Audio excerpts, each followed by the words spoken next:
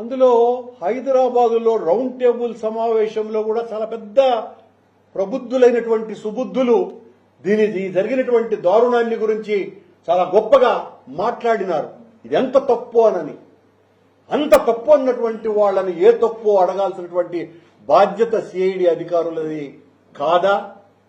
పిలవాల్సినటువంటి అవసరం ఉందా లేదా? మా మీద బండ వేసేసి మేము దొంగలమని చిత్రీకరిస్తే సరిపోతుందా? అంటే కేవలం ఈ 3 నెలల పాటు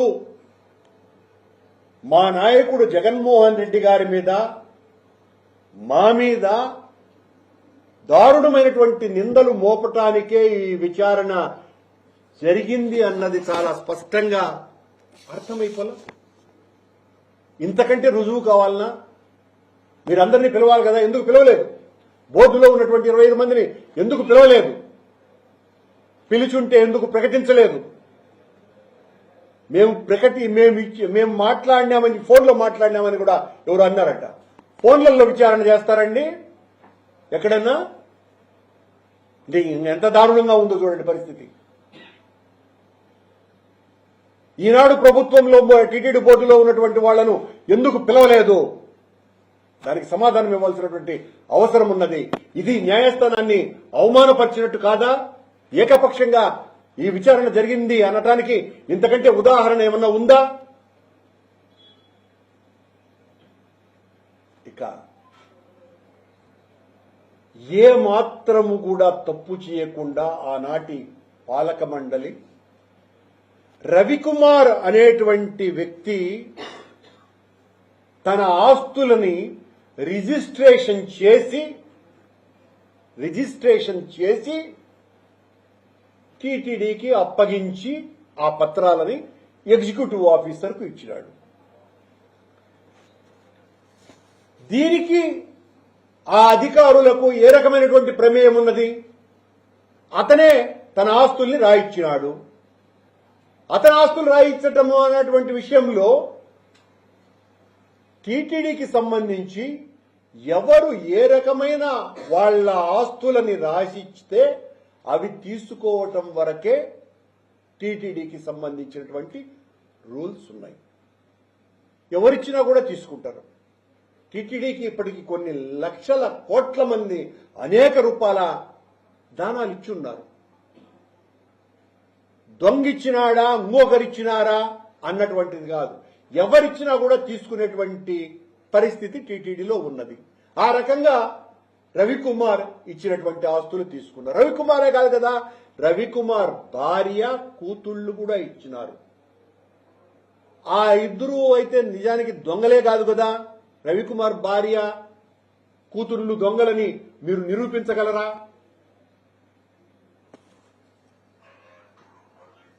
గిఫ్ట్ డీడ్లని నేను భగవంతుని మీద అపారమైనటువంటి భక్తితో, విశ్వాసంతో టీటీడీకి రాయించినాను అని గిఫ్ట్ డీడ్లోనే అతను రాశాడు కదా. ఇవన్నీ కూడా తెలిసినా మీరు మా మీద నింద మోపుతున్నారు కదా. ఈ రోజు కూడా మీకు ఛాలెంజ్ విసురుతున్నా. ఎవరైతే ఈ ప్రభుత్వంలో ఉన్నటువంటి పెద్దలు మమ్మల్ని దోషులుగా మాట్లాడి, నేరస్తులుగా మాట్లాడినటువంటి వాళ్ళకందరికీ కూడా ఛాలెంజ్ విసురుతున్నా. సిఐడి వాళ్ళు ఇచ్చినటువంటి విచారణ కోర్టు పరిధిలో ఉంది. అందులో మేము ₹1 తీసుకున్నట్టున్నా, కనీసం ఆ రవికుమార్ దగ్గర ఒక టీ తాగినట్టు ఉన్నా, అతని ఆస్తులని 1 సెంటు రాయించుకున్నట్టు ఆ నివేదికలో ఉన్న రాజకీయ అస్త్ర సన్యాసం చేసేస్తాం. కానీ మా మీద ఆరోపణలు చేసినటువంటి వాళ్ళు దానికి తద్భిన్నంగా సిఐడి అధికారుల రిపోర్టు ఉంటే ఆ పదవులకు రాజీనామా చేస్తారానని సవాలు విసురుతున్నా. స్వీకరించడానికి సిద్ధంగా ఉండండి. ఎంతసేపు మా మీద బజారు రౌడీల కంటే హీనంగా, హంతకుల కంటే దారుణంగా మమ్మల మీద పడి రక్కి రంపాన పెట్టడమే తప్ప మీరు మాట్లాడితే మాకు మోసేటువంటి పత్రికలున్నాయి, ఛానళ్లున్నాయనని మా మీద రోజు నిందారోపణలు చేసి దాన్ని మేము కడుక్కోవాలా అనేటువంటి ఆరోపణలు చేసినంత మాత్రాన భయపడి పారిపోయే వాళ్ళు ఎవరు లేరు ఇక్కడ. మీ ఆరోపణలకు, మీరు వేసేటువంటి నిందలకు, దారుణాలకు జడిసి పిరికి వాళ్లుగా జీవించటం కంటే న్యాయం కోసమని ఎదురెడ్డి పోరాడి చావటం మేలు అనుకునేటువంటి తాత్విక బలం కలిగినటువంటి వాడు నేను. దేనికైనా సిద్ధం. ఒక చిన్న తప్పు చేయకపోయినా సాంకేతిక పరమైనటువంటి లోపాలు ఉంటే, నిన్న మా నాయకుడు చాలా స్పష్టంగా చెప్పినారు, సాంకేతిక పరమైనటువంటి లోపాలు ఉంటే దాని మీద ఎవరి మీద చర్యలు తీసుకోవచ్చునో వాళ్ళ మీద తీసుకోవాలి. కానీ అవినీతి జరిగింది ఇక్కడ అన్నది నిరూపించమని మళ్లీ ఏమైనా విచారణ చేసుకోండి. మీరు ఈ విచారణ కాదు, ఎన్ని విచారణలైనా చేసుకోండి, దేనికైనా సిద్ధంగా ఉన్నాం. అంతే కూడా కాకుండా ఈ అధికారులు ఎవరైతే విచారణ చేసినటువంటి అధికారులు విచారణ చేసినటువంటి తీరు వలన ఓ అబద్ధాన్ని చెప్పించటానికి ప్రయత్నం చేయటం మూలంగా ఒక నిజాయితీ పరుడైనటువంటి పోలీసు అధికారి బలైపోయినాడు. విచారణ ఎదుర్కొన్నటువంటి అధికారులందరినీ కూడా విపరీతమైనటువంటి మానసిక ఒత్తిడికి వాళ్లను విపరీతంగా ప్రలోభపెట్టి భయపెట్టడం ద్వారా వాళ్ళెవ్వరూ కూడా అబద్ధాలు రాసే వాంగ్మూలాలకు సిద్ధపడని కారణంగా ఈ రోజున వాళ్ల మీద వ్యక్తిగతంగా ఏసీబీని పురికొల్పాలా అన్నటువంటి దురాలోచనతో ఈ ప్రభుత్వం ఉన్నది. పోలీసు వ్యవస్థ శాశ్వతం. ఈ రాజకీయ కుతంత్రం, అధికారం ఉన్నది కదా అని రాజకీయ నాయకులను మోసేటువంటి ఆలోచన మానుకొమ్మని పెద్ద పోలీసు అధికారులను నేను వినమ్రంగా కోరుకుంటున్నా. పోలీసు అధికారుల చేతనే కింది స్థాయి పోలీసు అధికారుల కన్నులు పొడిచేటువంటి కార్యక్రమం కొనసాగుతున్నది. ఈ పరకామణి వ్యవహారంలో పాపం వాళ్ళు ఏ తప్పు ఏ నేరము చేయకపోయినా వాళ్ళ మీద ఏసీబీ రైడ్లు చేయించాలా అన్నటువంటి ప్రయత్నాలు చేస్తున్నారు. ఎంత దారుణమైనటువంటి విషయం ఇది. జ్యుడిషియల్ ఆర్డర్ని ప్రశ్నించే అధికారం టీటీడీ బోర్డుకి ఏమున్నది? మెగా లోక్ అదాలత్లో పరిష్కారమైనటువంటి దాని మీద ప్రశ్నించేటువంటి అధికారం ఉన్నత న్యాయస్థానానికి మాత్రమే ఉంటుంది. ఆ రవికుమార్ అనే వ్యక్తి ఆస్తులు రాయించినాడు, టీటీడీ తీసుకున్నది.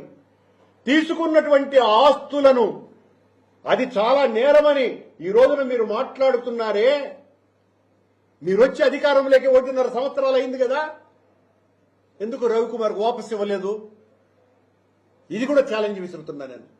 అది అవినీతి ఆస్తులైనప్పుడు 1.5 సంవత్సరాలైనా మీరు అధికారంలోకి వచ్చిన తరువాత ఇప్పటికైనా ఆ ఆస్తుల్ని మీరెందుకు వెనక్కి తీసుకోలేదు? వాపసు ఇచ్చేయండి. ఆ పని మీరు చేయలేదే. మా మీద దాడి చేస్తున్నారు, దాని వెనక మేమంతా కూడా ఆస్తులు రాయించుకున్నామనని. వాళ్ళని మరి రాయించుకున్నాము అన్నటువంటి వాళ్లను, మా దగ్గర ఆధారాలు ఉన్నాయన్నటువంటి వాళ్లను ఎందుకు పిలవలేదు? మీరు పిలవాలి కదా.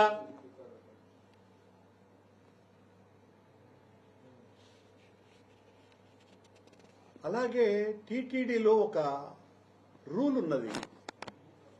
డోనర్స్ కు సంబంధించిన పూర్వపరాలను పరిశీలన చేసేటువంటి పద్ధతి టీటీడీలో లేదు. ఎవ్వరు డొనేట్ చేసినా దాన్ని తీసుకునేటువంటి ఆచారం ఉన్నది. చంద్రబాబు నాయుడు గారు ఆధారాలు దొరకకపోవటంతో, అంటే నేరం మేము చేశాము అనని, అవినీతి మేము చేశామనని ఆధారాలు దొరకకపోవటంతో ఈ రోజున ఆ ఏసీబీ వాళ్లను పురికొల్పి ఆ కింది స్థాయి అధికారులు ఎవరైతే ఉన్నారో పోలీసు అధికారులు ఈ విచారణ ఎదుర్కొంటున్నటువంటి అధికారుల మీద దాడి చేయాలన్నటువంటి ప్రయత్నాలు జరుగుతున్నాయి. ఎంత దారుణం! పోలీసు వాళ్ళకందరికీ కూడా నేను విజ్ఞప్తి చేస్తున్నా, మేము రాజకీయంగా ఉంటాము పోతాము, మాకు అనుకూలంగా ఉండటం కోసమని మీరు మిమ్మల్ని బలి చేసుకోవద్దు. పరకామణి విషయంలో చిన్న అవినీతి కూడా పై స్థాయి అధికారి నుంచి కింది స్థాయి అధికారి వరకు ఏ రాజకీయ నాయకుడు కూడా చిన్న తప్పు చేయలేదు అన్నది సుస్పష్టం. ఛాలెంజ్ ఒక్కసారి కాదు 100 సార్లు చెప్తున్నాను దీనికి సంబంధించి.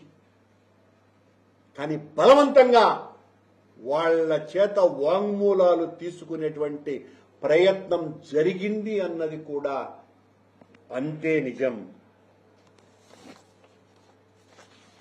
రాజకీయ చట్టానికి ఇలాంటి విచారణల్ని న్యాయస్థానం ఇచ్చినటువంటి ఆదేశాలను వాడుకోవటం అన్నది చాలా ఘోరమైనటువంటి తప్పిదమని తెలియజేస్తూ, ఈయన గారి ఆస్తులన్నీ కూడా మేము తీసుకోవటం వెనుక అవినీతి సొమ్ము ఎలా తీసుకుంటారు అని చెప్పినటువంటి మీరు ఒక చిన్న విషయం చెప్తున్నా. మద్యం scam, cyber scam, Amaravati ring road scam, ఇలా దాదాపు 7 కేసులు గత ప్రభుత్వం చంద్రబాబు గారి మీద పెడితే చంద్రబాబు గారు ఆ కేసులన్నింటినీ కూడా కొట్టేసుకున్నాడంటే విత్డ్రా అయిపోయినాయి కేసులు 2 రోజులుగా. తప్పు చేసినటువంటి మీరు కేసుల్ని విత్డ్రా చేసుకున్నారే, పరిహారంగా చంద్రబాబు గారి నారా లోకేష్ గారి ఆస్తులన్నీ కూడా ప్రభుత్వ పరం చేయవలసినటువంటి అవసరం ఉన్నది కదా. రవికుమార్ చేసినట్టే ప్రాయశ్చిత్తంగా చంద్రబాబును కూడా మొత్తం వాళ్ళ ఆస్తులన్నింటినీ కూడా ప్రభుత్వానికి రాయవలసినదిగా నేను కోరుకుంటున్నా.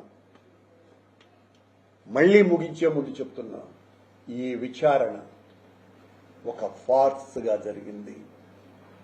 ఈ విచారణ కింది స్థాయి పోలీసు అధికారుల్ని బెదిరించటానికి జరిగింది. ఈ విచారణ వలన అమాయకుడు, సత్శీలుడు, సజ్జనుడు, నిజాయితీ పరుడైనటువంటి సతీష్ కుమార్ అనేటువంటి మంచి వ్యక్తి బలైపోవటానికి కారణభూతమయ్యింది. ఇంకా నిజాయితీ పరులైనటువంటి అధికారులందరి మీద భయంకరమైన ఒత్తిడి పెంచటానికి, వాళ్ల జీవితాలను చిన్నాభిన్నం చేయడానికి ఉపయోగపడ్డది. మమ్మల్ని నేరస్తులుగా, దోషులుగా, దొంగలుగా 3 నెలలు చిత్రీకరించడానికి ఉపయోగపడ్డది. న్యాయస్థానం ఏ తీర్పు సద్బుద్ధితో, ఒక మంచి ఆశయంతో ఆయన చేశారో, వాస్తవాలను వెలికి తీయటానికి చేశారో, దానికి పూర్తి భిన్నంగా జరిగింది అన్న విషయాన్ని మరొక్క మారు స్పష్టీకరిస్తున్నారు.